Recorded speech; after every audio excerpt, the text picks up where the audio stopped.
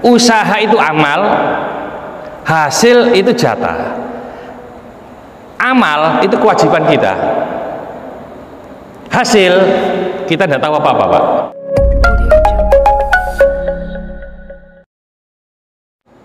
Assalamualaikum warahmatullahi wabarakatuh. Usaha dan hasil itu tidak gabung. Usaha dan hasil.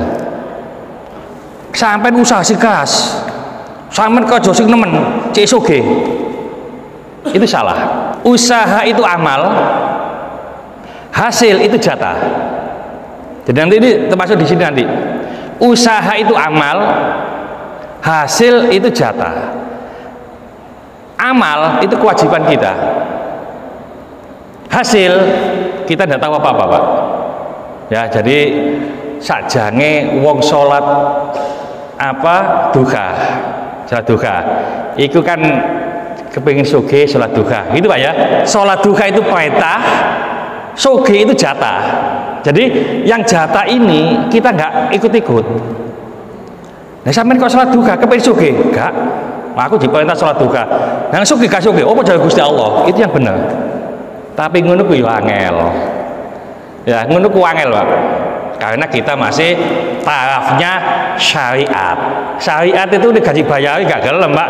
Pak Febi mulai pagi subuh ya, mulai jam 6. Apa Pak Febi? Oleh pahala ini. Itu syariat, Pak. Ya.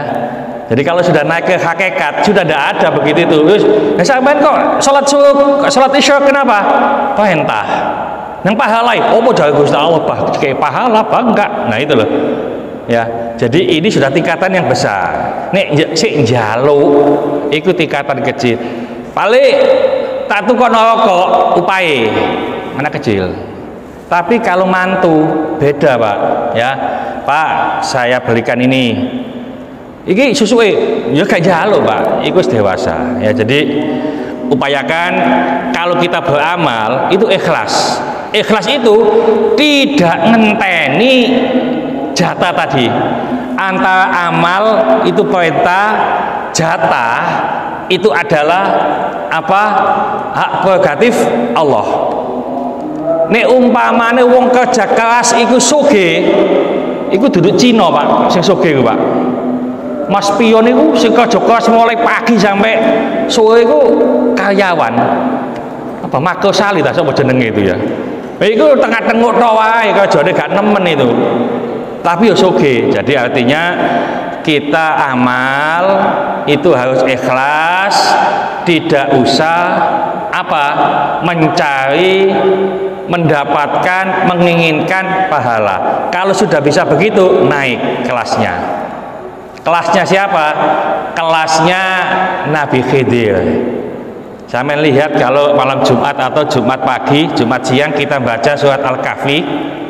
Surat Al-Kahfi itu di situ ada cerita Nabi Khidir sama Nabi Musa. Nabi Khidir sama Nabi Musa gak meduk, Pak, ilmunya gak meduk. Karena apa? Nabi Musa menggunakan ilmu syariat, Nabi Khidir menggunakan ilmu hakikat. Gak masuk. Nabi Khidir ngajak Nabi Musa naik perahu dilubangi. Menurut akal, menurut syariat, itu gak pecus, gak cocok. Makanya protes Nabi Musa. Ya, makanya dikatakan, "Nek awak melok aku, gak iso sabar." Jadi Nabi Musa, "Wong durung dicoba kok." Dicoba temenan, Pak. Ono arek ganteng cilik diongkek, kepalanya mati. Nabi Musa, "Ngopo sih? Ngawur iki." Nggak cocok. Ya, jadi ilmu syariat, karena Nabi Musa melihatnya apa adanya, tapi Nabi Khidir melihat ilmu hakikat, ya jauh ke sana. Nah, ini kalau kita sudah bisa naik, ya, amal ibadah kita tidak kita dasari dengan pahala, insya Allah itu lebih bagus. Tapi ini gak iso untuk ya memberikan supaya kita itu bisa ibadah dengan semangat, ya nggak apa-apa. Kita masih memerlukan pahala-pahala itu, dan itu masih dalam kategori diperbolehkan. Ya, jadi sholat ini dapat ini, sholat ini dapat ini, masih diperbolehkan. Banyak, ya. Contoh umpama nih, yang sering saya sampaikan, barang siapa yang bisa hafid, barang siapa yang bisa menjaga sholat 4 rakaat sebelum duhur dan sesudah duhur, maka Allah mengharamkan masuk neraka. Hadisnya sahih.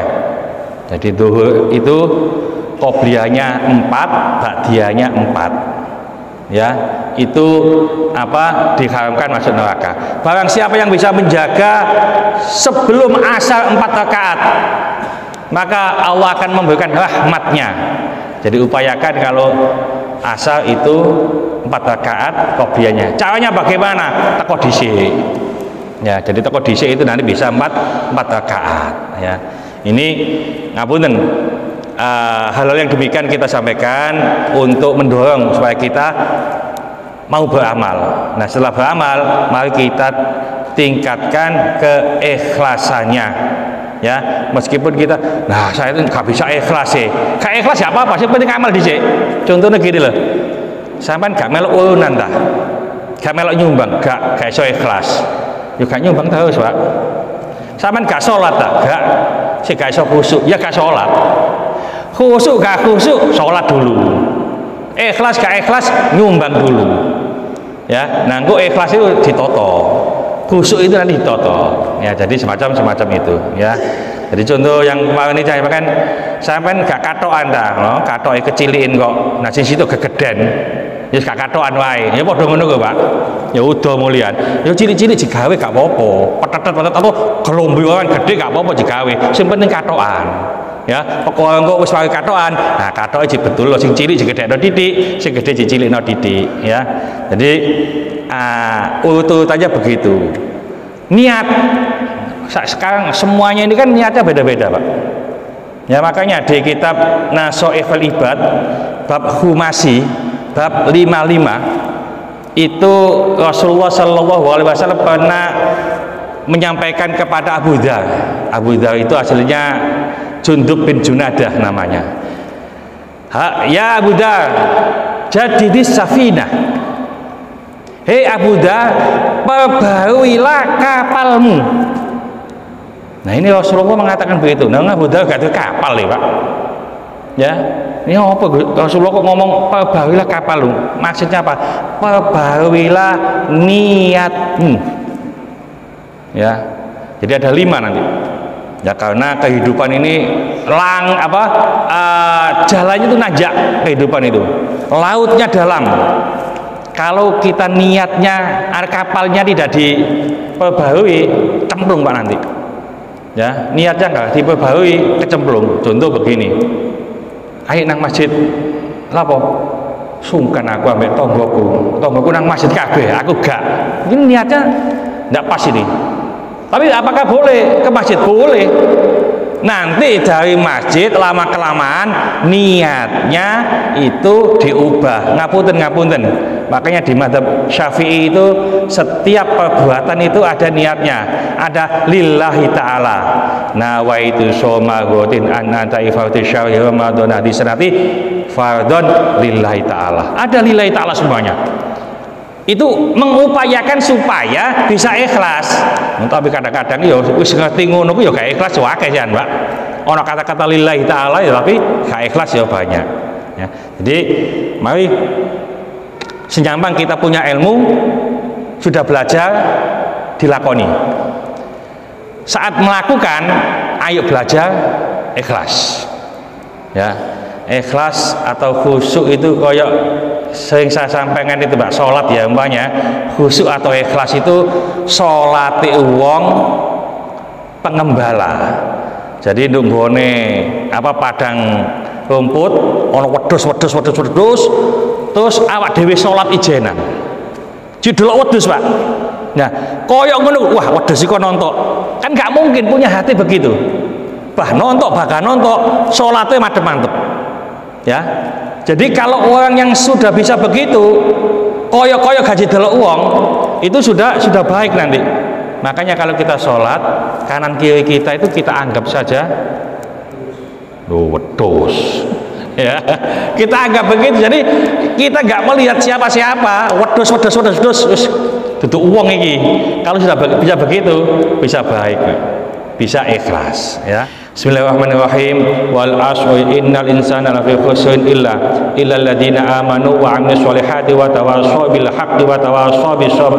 Subhanaka wa bihamdika asyhadu an la ilaha illa anta astaghfiruka wa atubu ilaik. Assalamualaikum warahmatullahi wabarakatuh.